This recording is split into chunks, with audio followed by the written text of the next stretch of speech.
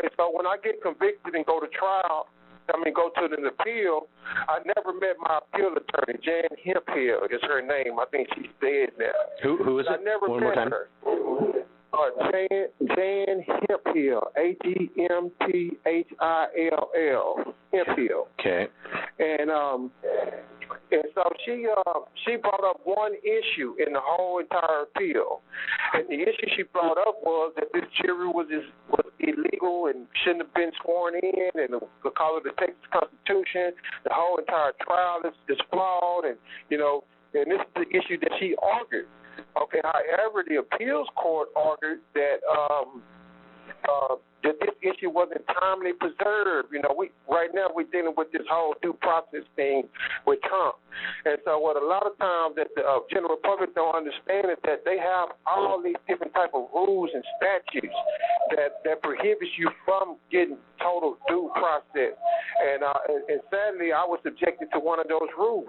Okay, the Court of Appeals was saying because my attorney didn't make a timely objection that he knew that the judge was going to swear the jury in, he stood there mute, allowed her to administer the jury's oath, and it was only after the conclusion of the judge administering the jury's oath that he decided to stand up and make an objection.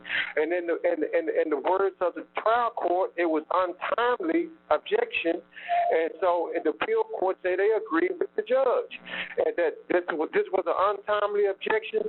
And so since the objection wasn't made timely, this particular error wasn't preserved for appellate review.